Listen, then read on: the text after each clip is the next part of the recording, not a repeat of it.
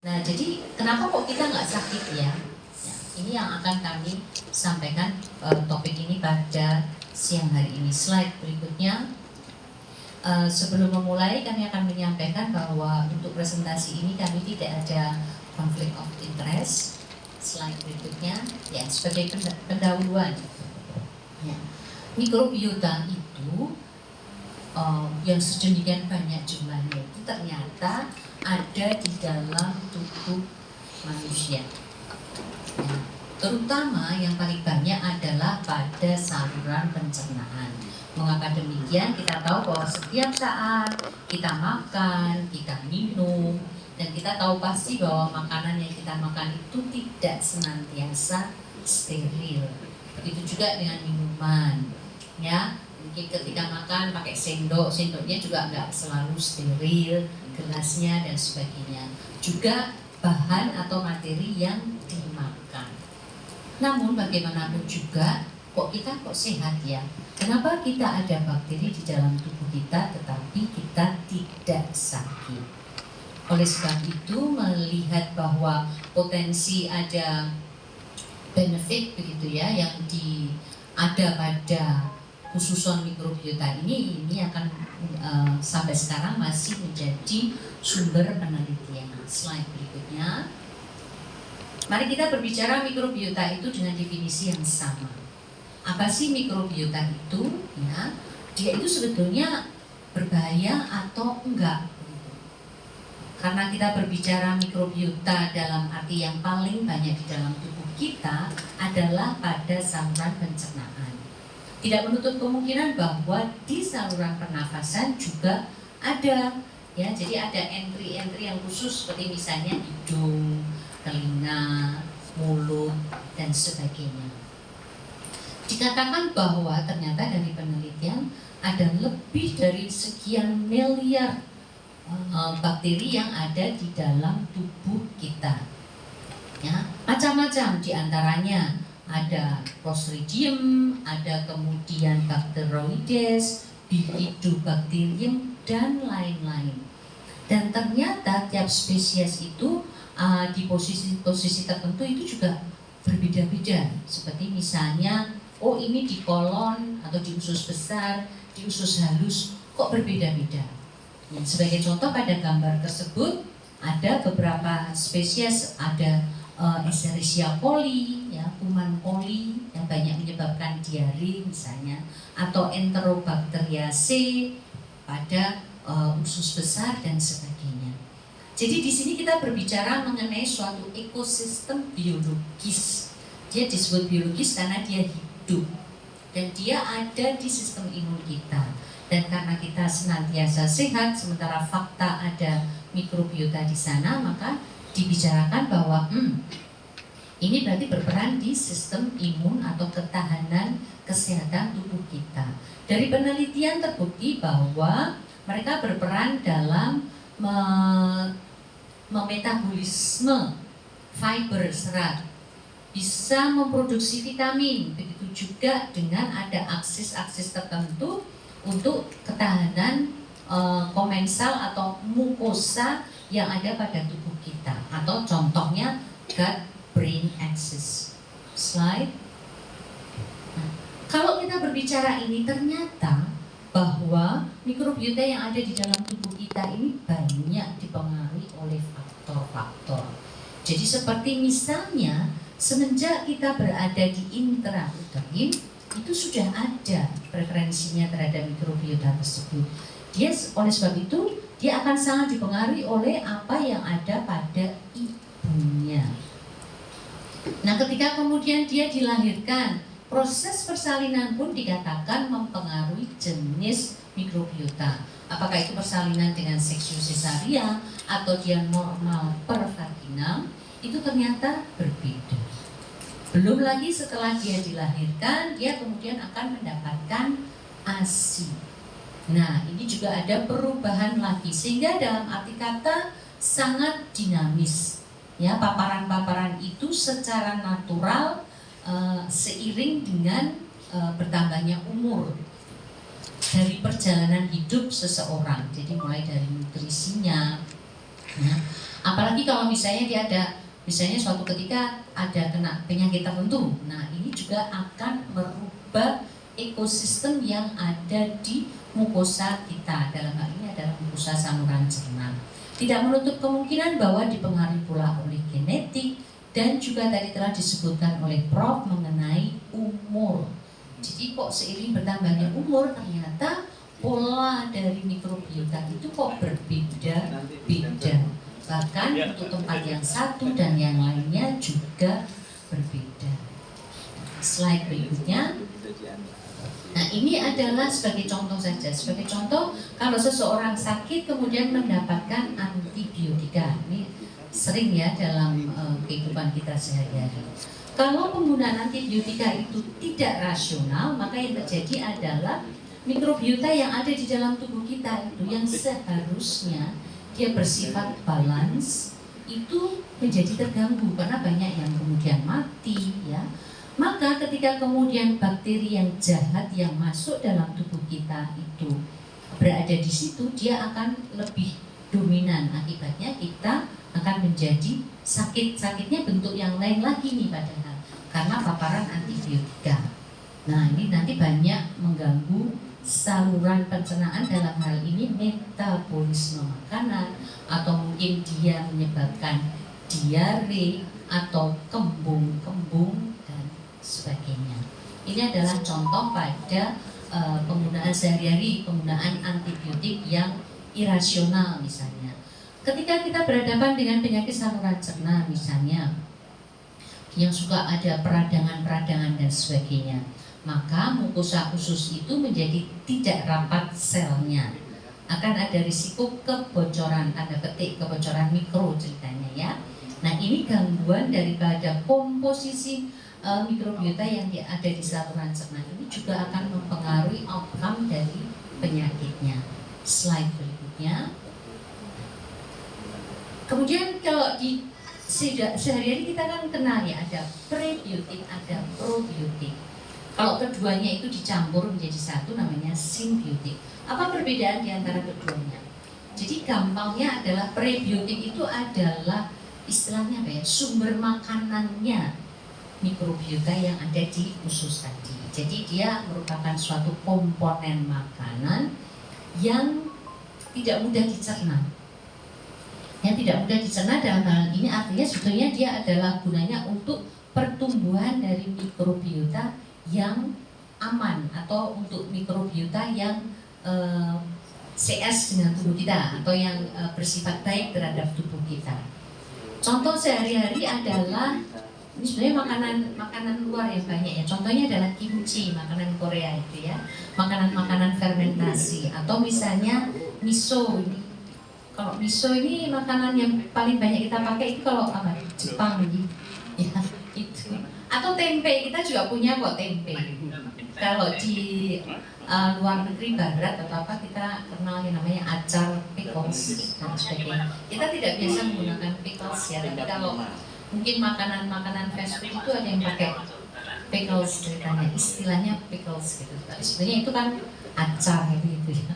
Sementara untuk probiotik ya, kalau kita bicara probiotik berarti itu mikrobanya. Nah ini contohnya tadi ada Lactobacillus, kemudian ada Lactococcus, Bifidobacteria dan lain-lainnya. Jadi kita bicara mikrobiotanya itu pro, kalau yang makanannya adalah prebiotik. Slide berikutnya. Nah dalam kondisi sehat maka dia berperan dalam fermentasi. Contohnya adalah fermentasi karbohidrat atau serat. Nah, yang menjadi isu di sini adalah bahwa produk metabolismenya yang berupa short chain fatty acid atau asam lemak yang rantai pendek itu membantu untuk barrier atau mukosa kita itu supaya kuat, itu membutuhkan yang namanya fatty acid yang SCFA ini. Dan ini didapat dari hasil produk metabolisme mikrobiota tadi. Jadi ini adalah nilai plusnya gitu. Dan dia juga membantu dalam proses metabolisme bile acid. Sebab itu di dalam mukosa tubuh, mukosa saluran cerna kita dari hal immunity itu dia bisa membedakan antara mana sih bakteri-bakteri yang teman, mana bakteri-bakteri yang lawan begitu, atau yang bakteri yang bersifat jahat. Oleh sebab itu dia berperan pada immune training serta sebagai defense. Jadi dalam hal ini kuman-kuman yang bersifat lawan itu akan dicegah duplikasinya atau replikasinya supaya tidak bertambah banyak begitu. Karena untuk menjaga supaya kita dalam kondisi sehat. Slide berikutnya. Nah, kita berbicara apakah kemudian mikrobiota itu hanya berperan di situ aja ya? Ternyata dia juga mempunyai komunikasi, jalur komunikasi sampai ke susunan saraf pusat. Ini dibuktikan dari percobaan yang telah dilakukan pada tikus. Ya, di situ dikatakan bahwa dari saluran cerna yang dengan beragam mikrobiota tadi, ya, di situ ada komunikasi berupa neural pathway, ada berupa sitokin inflamasi yang dihasilkan itu ternyata juga akan diedarkan sampai ke susunan saraf pusat, dalam hal ini neurological. Nah, oleh sebab itu dikatakan apakah dia juga berperan pada depresi misalnya ya, atau Alzheimer atau autism ya, melalui kontrol metabolik. Slide berikutnya. Nah, ini untuk contohnya membedakan antara yang tadi ada yang sehat, kemudian ada yang obes. Tadi Prof juga sudah menyinggung populasi obes. Nah, di sini kondisi daripada saluran cernanya berbeda. Obes itu sebetulnya dari timbunan lemak yang ada pada tubuh. Lemak itu merupakan suatu sumber untuk dia menghasilkan sitokin atau produk-produk yang bersifat inflamatori. Jadi senantiasa meradang gitu. Ada peradangan yang tersembunyi dalam hal molekuler. Oleh sebab itu orang-orang dengan obes tadi ada risiko untuk pengapuran pembuluh darah sehingga mengakibatkan aterosklerosis, kemudian nanti berkembang menjadi ke risiko kardiovaskuler dan seterusnya. Penyakit lansia seperti itu ya, dikatakan demikian ya. Kemudian jadi berperan di pembuluh darah juga dibandingkan, jadi untuk misalnya contohnya di aliran pembuluh darah dibandingkan dengan orang yang sehat. Jadi di sini untuk pembuluh darah orang yang obes, di situ di sebelah kiri itu tertulis bahwa metabolit sama mikrobanya menjadi tidak sehat atau disbalance, atau nanti yang kita kenal sebagai dysbiosis. Jadi secara keseluruhan ya, itu peran daripada pre atau probiotik tadi dalam tubuh kita, mulai dari tingkat seluler, kemudian dari saluran cerna bisa sampai ke susunan saraf pusat, dan bahkan kondisi tubuh kita, entah itu kita kurus atau normal katakan, dibandingkan dengan yang obes juga sangat berbeda kondisinya, sehingga mengakibatkan risiko-risiko penyakit.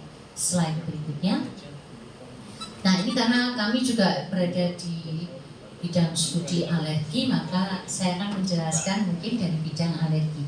Kalau kita berbicara alergi, misalnya contohnya pada bayi-bayi dengan alergi protein susu sapi, kita tahu bahwa pemilihan susu memegang peran untuk mencegah munculnya manifestasi kembali alergi. Nah, ternyata dari perkembangan ilmu pengetahuan bahwa kita tidak hanya sekedar memberikan susu yang berbeda supaya penyakitnya tidak muncul lagi, penyakit alerginya tidak muncul lagi, tetapi bahwa juga membuat supaya dalam jangka panjangnya nanti dia sistem imun kita itu bersifat toleransi, sehingga tidak akan muncul alergi lagi di masa mendatang. Nah, ini ternyata penelitian membuktikan ada yang menggunakan, jadi ada susu, kelompok susu yang tanpa probiotik atau mikrobiota dengan yang mikrobiota. Dari penelitian tersebut, dari studi jangka panjang yang menggunakan mikrobiota itu bisa menyebabkan toleran terhadap munculnya atopic dermatitis ya, dan atau rinitis alergi. Jadi ini penelitian kohort jangka panjang kohort. Ini gambar yang di atas itu mungkin agak jelimet, tetapi yang ingin kami tunjukkan itu di bawah itu adalah mengenai studi yang terkait dengan penjelasan gambar di atas, sementara yang di sini adalah contoh dari penyakit alergi yang di mana kemudian peran daripada probiotik bisa mendapatkan manfaat di sini. Slide berikutnya. Nah, selain juga susunan saraf pusat, tadi juga ke saluran pernafasan. Dalam hal ini perannya misalnya untuk penyakit alergi, asma. Di sini ternyata bahwa antara saluran cerna dan paru-paru juga ada aksesnya, ada komunikasinya melalui peran daripada probiotik, prebiotik. Di sini yang sebelah sehat itu dengan yang intak, sementara pada pasien dengan asma karena alergi maka ada leakage atau ada kebocoran, maka sel-selnya itu menjadi seperti berubah komposisinya dan sebagainya. Sementara dari probiotik tadi dengan produk SCFA yang tadi telah kami sebutkan, karena bersifat anti-inflamatori, harapannya bisa mengatasi untuk asmanya. Jadi dalam hal ini bukan terapi langsung tidak, tetapi menurunkan, diharapkan menurunkan risiko dalam hal tata laksana asma. Slide. Nah, begitu juga dengan untuk yang rinitis itu tadi paru-paru, sementara yang ini adalah untuk rinitis ya. Bahwa dari penelitian terbukti kalau dia dalam kondisi sehat, flora yang ada itu yang normal adalah Corynebacterium. Tetapi pada anak-anak dengan rinitis itu komposisinya berubah dan menyimpulkan berdasarkan penelitian menyimpulkan bahwa adanya leakage atau kebocoran, sehingga komposisinya berubah, contohnya menjadi Staphylococcus aureus atau Moraxella yang tentu saja sifatnya akan menjadi berbeda. Oleh sebab itu tata laksana mengenai bagaimana kita mengontrol dysbiosis ini menjadi faktor utama dalam hal membantu pengelolaan pasien-pasien dengan alergi. Slide berikutnya. Nah, ini adalah bagaimana dengan dermatitis atopi. Sama ya, kita punya flora normal di kulit.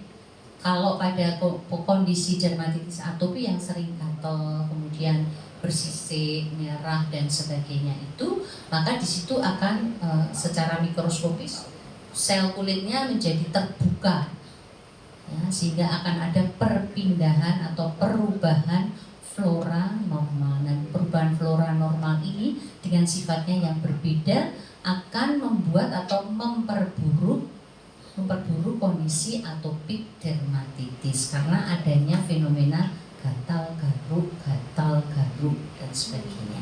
Slide berikutnya.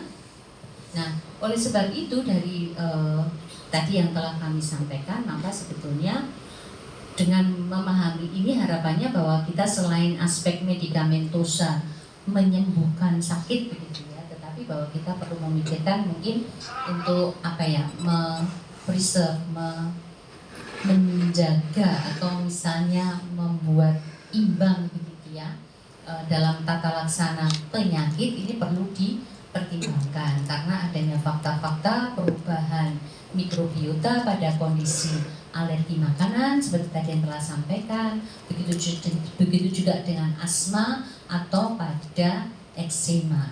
Yang kuncinya adalah begitu ada alergi atau hypersensitivity, maka ada sel-sel yang tidak rapat lagi yang menyebabkan leakage tadi dengan perubahan atau pergeseran jenis mikrobiota. Slide. Demikian kesimpulan dari presentasi saya, semoga jelas dan dapat memberikan manfaat. Matur nuwun.